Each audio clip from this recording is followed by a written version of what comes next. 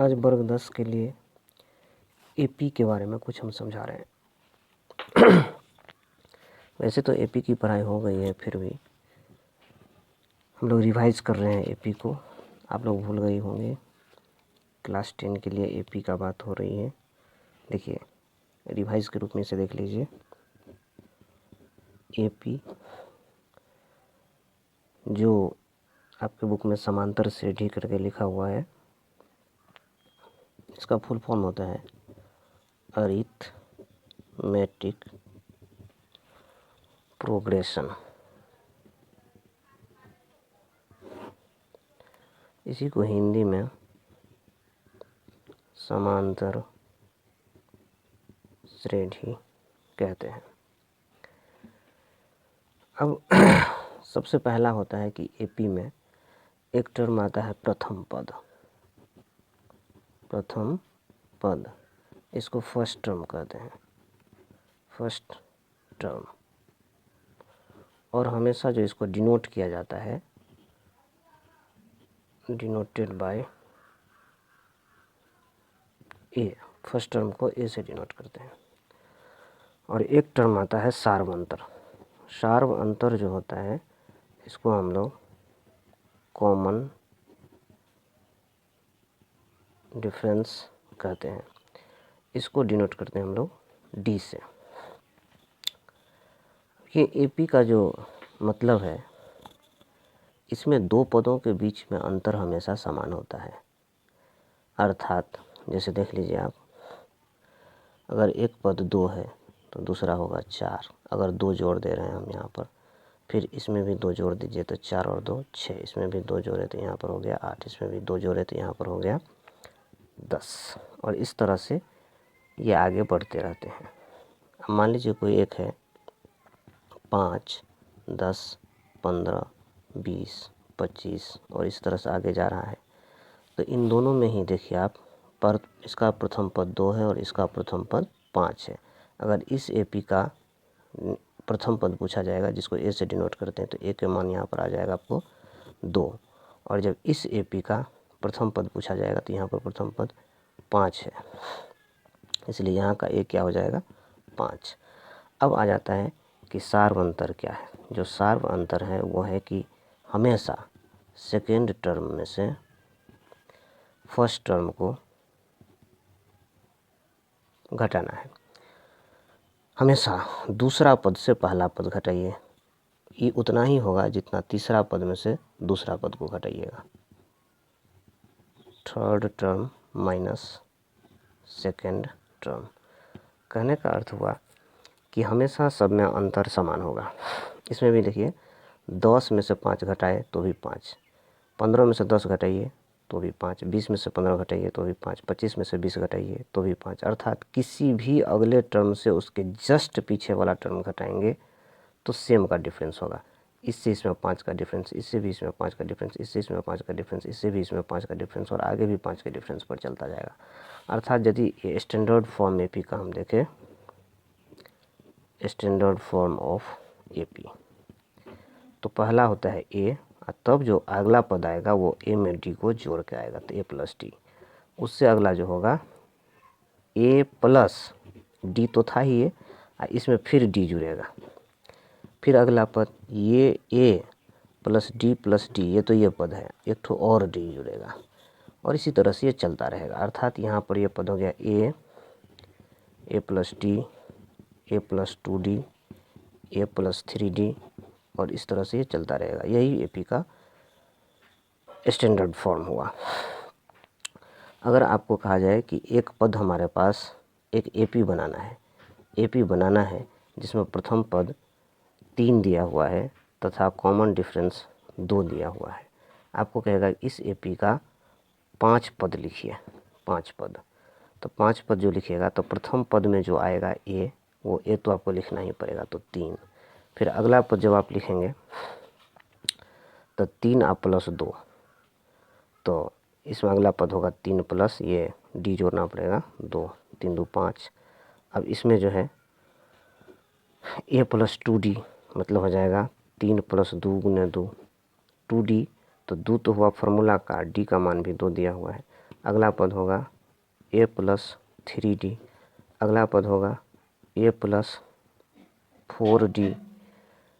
1 2 3 4 5 पद हो गया। अब यहाँ पर देखिए 3 3 2 हो गया 5, यहाँ से हो गया 3 आ प्लस 2 दूना 4, यहाँ हो गया 3 आ प्लस 3 दूना 6, यहाँ हो गया 3 आ प्लस 4 दूना 8। इस तरह से आपको 3 5 7 9 8 3 11। तो देखिए सब में डिफरेंस कितना कितना है, 3 2 5 और 5 2 7 और 7 2 9 और 9 2 11। तो अब ये फॉर्मूला पर हुआ, इससे आप मन में ही डायरेक्ट सीख लेंगे कि अगर हमारे पास मान लीजिए अगला हिसाब है कोई जो ए का मान दिया हुआ है 15 और डी का मान दिया हुआ है 5, तो 5 पद लिखना है तो पहले तो 15 ही आएगा, फिर 15 में डी जोड़ दीजिए तो 15 5 कितना हो गया 20, फिर 20 में यही 5 जुड़ता रहेगा तो 25, फिर 25 में यही 5 जुड़ता रहेगा तो 30, फिर 30 में वही 5 जुड़ता रहेगा तो 35 और इसी तरह से आगे बढ़ता रहेगा। तो ये तो हो गया किसी तरह के एपी का जो ए और डी दिया रहेगा तो हम लोग एपी कैसे लिखेंगे। अब इसका जो प्रथम चैप्टर आता है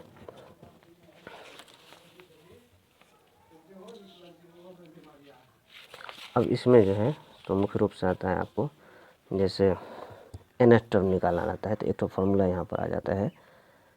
एनसीईआरटी के बुक में an लिखा हुआ है लेकिन कई बुक में tn लिखा होता है, कहीं tn रहे या कहीं पर an रहे, अर्थात इसका हुआ nवां पद nth टर्म। तो an का फॉर्मूला जो होता है a plus n-1 into D, ये फॉर्मूला है। अब यहाँ पर मान लीजिए कि एक एपी दिया हुआ है जिसमें पहला पद 2 है, डी का मान 3 है और आपको कह रहा है कि इस एपी को यदि हम बढ़ाते रहे तो 10वां पद पर क्या होगा। मतलब देखिए पहला पद 2 है, अगला पद 2 और 3 5 हो जाएगा, फिर अगला पद 5 में यही 3 जुड़ के 8 हो जाएगा, फिर अगला पद 8 में यही 3 जुड़ करके 11 हो जाएगा। इस तरह से 10वां जो आएगा टर्म, मान लीजिए पहला टर्म और दूसरा, तीसरा, चौथा, पाँचवां, छठा, सातवां, आठवां, नौवां, ये जो 10वां है यहाँ क्या होगा। तो 10वां तक है तो छोटा रहेगा तो आप आसानी से बना सकते हैं, लेकिन यदि 500वां टर्म पूछ दे, 25वां पद पूछ दे तो हम लोग इसी फॉर्मूला से उसको बनाते हैं। तो हमको यहाँ पर फॉर्मूला लगाएंगे हम an बराबर a plus n-1 into D. तो a और n का मान यहाँ पर 10 है, 10वां पद आपको निकालना है।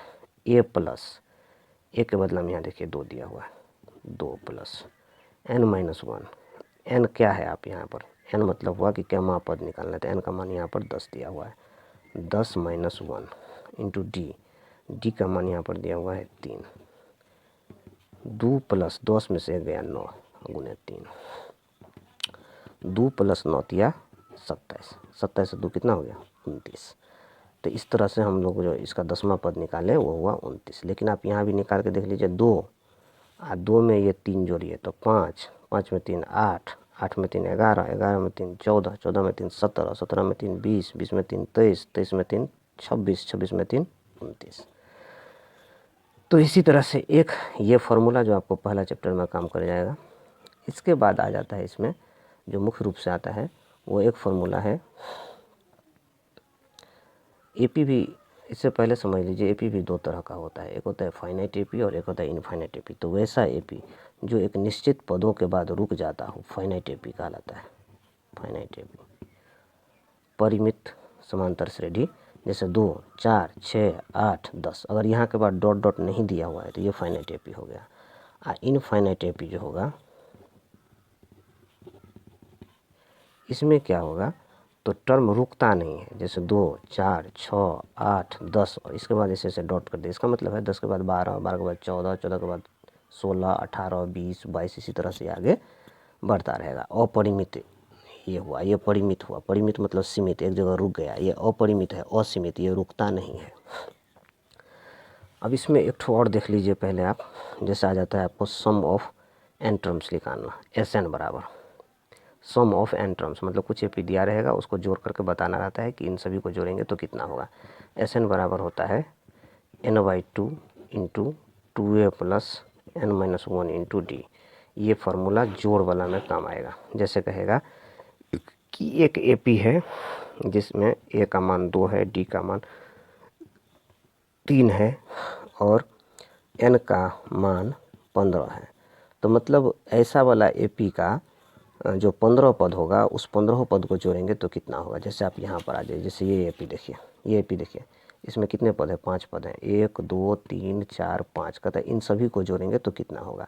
तो 2 4 6 8 10 है, तो 10 8 18, 18 और 6 24 और 4 28 और 2 30।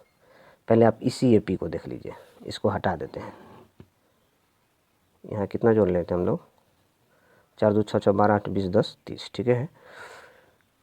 इसको हम जोड़ के आपको दिखाते हैं। इसमें देखिए, आप इस फॉर्मूला पर लाने के लिए हमको A का मान चाहिए, N का मान चाहिए और D का मान चाहिए। तो A मान हुआ प्रथम पद, तो यहाँ पर प्रथम पद आप देख लीजिए, प्रथम पद है 2, तो A का मान आप लिख लिए यहाँ से 2, इसको छोड़ देते हैं, इस हिसाब को बनाते हैं। A का मान क्या ले लिए 2, D का मान आप कैसे निकालिएगा, तो किसी भी अगला में से पिछला को घटाइएगा, 4 में से 2 घटा दीजिएगा, 4 घटे 2 बराबर कितना हुआ 2। n होता है कि वो केम्मा पद तक का जोड़ आपको चाहता है। तो इसमें 5 पद है ना, 1 2 3 4 5, तो n का मान हो गया 5। इस सब को जोड़ना है, S5 निकालना है। इसी फॉर्मूला पर यूज करेंगे, n/2 मतलब हुआ n का मान हुआ 5/2 इंटू 2a, 2 गुने a का मान है 2, 2a प्लस n-1, n का मान फिर 5, 5 - 1 इंटू d का मान देख लीजिए, निकालें अभी 2। इसको यहीं पर बना देते हैं, 5/2 हो गया, ये हो गया आपको 2 दूना 4 प्लस 5 में से गया 4 गुने 2, ये हो गया 5/2 इंटू 4, ये 5 है, 4 प्लस 4 दूना 8, 5/2 गुने 8 4 12, 2 छक्के 12 और 6 पंच हो गया आपको 30। यहाँ भी आप जोड़े थे तो हो गया था 30। तो इसी तरह से बनाएंगे। अगला में देखेंगे, थोड़ा हम इसका चैप्टर से कुछ हिसाब भी बता देंगे। अभी आप लोग रिवाइज करिए, ये सब पढ़ा हुआ है, आप पढ़े हैं क्लास में अच्छी तरह, वहाँ बोर्ड रहती है, मार्कर रहती है, सारी व्यवस्था होती है, ठीक से पढ़ाई होता है। तो इसको हम लोग फिर रिमाइंड करेंगे अगले वीडियो में। Thank you.